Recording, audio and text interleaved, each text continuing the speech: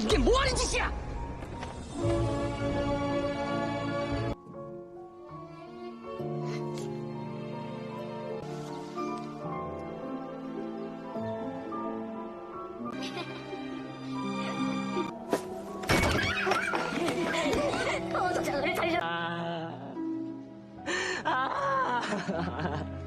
세상을 떠난 जैसा कि आपने पिछले वीडियो में देखा था कि सोंगड्यूक किंग जोंग के महल आती है, वहीं उसे लेडी सुई से पता चलता है कि आज रात किंग जोंग महल वापस नहीं आएगा।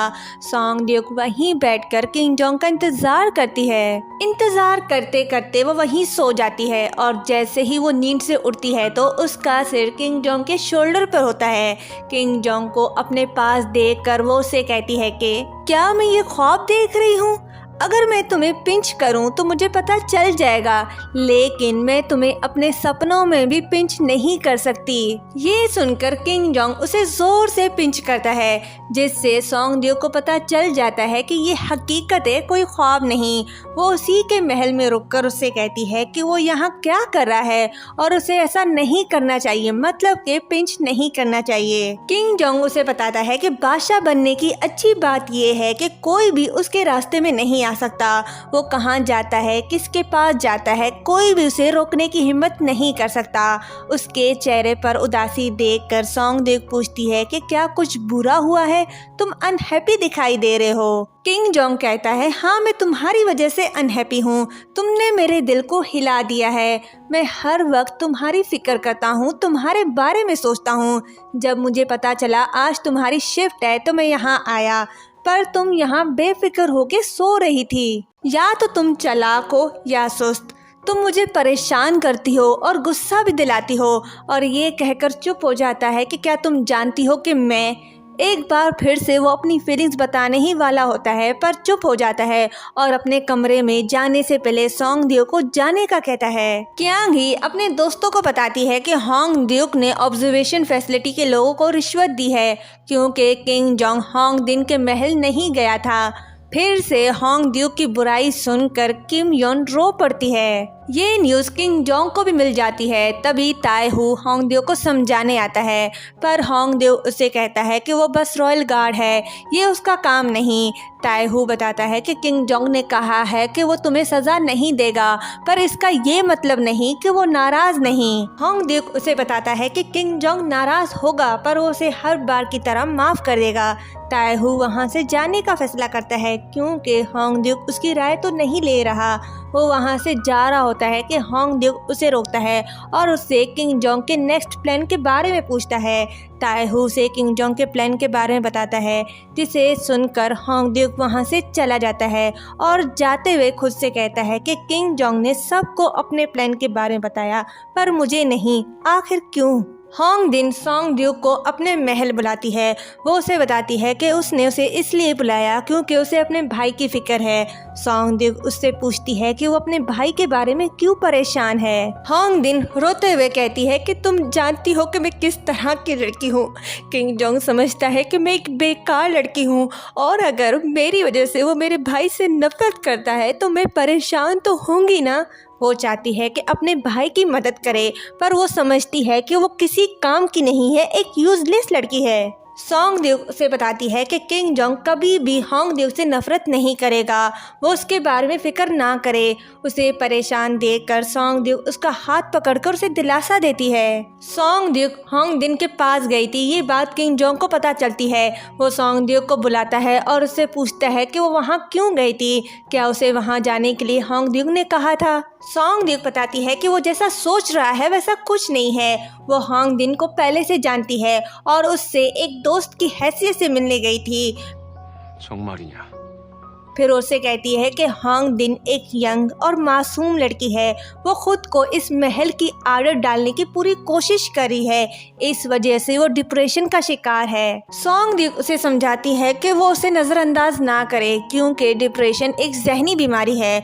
वो उसका हस्बैंड है तो उसे उसके साथ अच्छा बिहेव करना चाहिए और अगली बार जब भी उसे मिले तो अच्छे से ट्रीट करे। उसकी बातें सुनकर किंग जोंग को गुस्सा आता है और उसे कहता है कि मैं ये तुमसे क्यों क्यों सुन रहा हूँ कि उसके साथ मैं अच्छा सलूक करूँ क्योंकि वो एक यंग लड़की है। बेवकूफ़ों वाली हरकतें मत करो। तुम मुझे एक दूसरी लड़की के पास क्यों भेज रही हो?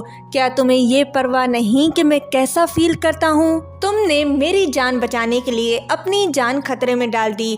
मैं ऐसी लड़की से कैसे प्यार नहीं कर सकता? फिर वो उसका हाथ पकड़ता है और कहता है, मैं हमेशा ये सोचता आया कि तुम्हारे दिल में भी मेरे लिए फीलिंग्स हैं। तुम भी मुझसे उतना ही प्यार करती हो जितना मैं तुमसे करता हूँ। अगर ये सच नहीं है तो आज ही मुझे बता दो, क्या वाकई तुम मेरे लिए कोई फीलिंग्स नहीं रखती? उसकी बातें एक सेकंड के लिए सॉन्ग ड्यूक के दिल को पिघला देती हैं और वो उसे अपनी फीलिंग्स बताने ही वाली होती है कि रुक जाती है और अपना हाथ उसके हाथ से छुड़वा कर कहती है, मैं तुम्हारी वुमन कभी नहीं बनना चाहती। मैं ये एक पल के लिए भी नहीं चाहती। ये कहकर वो अपने दोस्तों के पास जाती है और अपने आंसुओं को पोंछ कर कहती है कि यही वो जगह है जहां मैं रहना चाहती हूँ। सॉन्ग ड्यूक के उतरे चेहरे से ये बात तो साबित हो जाती है कि वो किंग जोंग से प्यार तो करती है पर वो उसकी लाइफ में नहीं आना चाहती। ये तो हमें आगे जाकर पता चलेगा कि क्यों वो उसकी वाइफ नहीं बनना चाहती और क्या वजह है कि वो किंग जोंग की फीलिंग्स को बार बार रिजेक्ट करती आ रही है। खैर, ड्रामे की तरफ चलते हैं। सॉन्ग ड्यूक से एक बार फिर इनकार सुनने के बाद किंग जोंग दुखी आत्मा की तरह बैठा होता है। लेडी सुई वहां आती है और उसे याद दिलाती है कि काम का वक्त खत्म हो गया है, उसे अपने महल वापस जाना चाहिए। लेकिन किंग जोंग लेडी सुई को बताता है कि उसे एक लड़की की याद आ रही है और उससे पूछता है कि क्या उसे उस लड़की को उससे शादी करने पर मजबूर करना चाहिए। लेडी सुई उससे कहती है कि वो ऐसा नहीं करे क्योंकि वो एक अच्छा बादशाह है। तभी वहाँ बिन हो भागते हुए किंग जोंग को बताती है कि होंग दिन के साथ बहुत बुरा हुआ है। ये सुनकर किंग जोंग सॉन्ग ड्यूक का गम बुलाकर होंग दिन के पास जा रहा होता है। होंग ड्यूक अपनी बहन को जगाने की कोशिश करता है लेकिन वो नहीं उठ पाती। वो डॉक्टर से अपनी बहन को मेडिसिन खिलाने को कहता है लेकिन डॉक्टर उसे बताता है कि उसकी बहन पहले ही मर चुकी है। अपनी बहन की मौत का सुनकर वो गुस्से से डॉक्टर की तरफ बाउल फेंकता है और उसका कॉलर पकड़कर कहता है कि तुम्हें मेरी बहन को बचाना होगा। वो हर किसी को गुस्से में रोते हुए कह रहा होता है कि प्लीज कुछ करो, मेरी बहन को बचाओ। किंग जोंग वहां आता है और होंग ड्यूक पर चिल्लाकर उसे रोकता है। फिर वो होंग दिन को देखता है और पूछता है कि क्या हुआ है क्वीन होंग दिन को।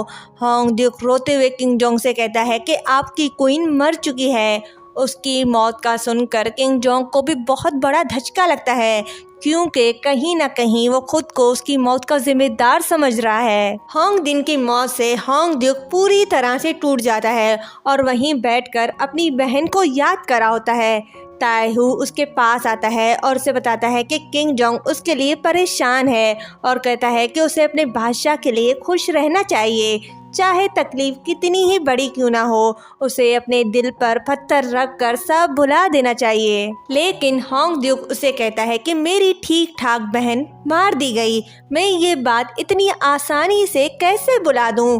होंग ड्यूक को लगता है कि उसकी बहन खुद नहीं मरी बल्कि उसे मारा गया है। दूसरी तरफ सॉन्ग ड्यूक और उसकी दोस्तें होंग दिन की कम उम्री मौत पर अफसोस कर रहे होते हैं। नेक्स्ट डे सॉन्ग ड्यूक जारी होती है कि लेडी सैमुअल उसे लेटर देती है ये कहकर कि ये मुझे क्यांग ही ने दिया था तुम्हें देने के लिए। वो लेटर खोलती है तो उसमें लिखा होता है कि आधी रात को मुझसे मिलना।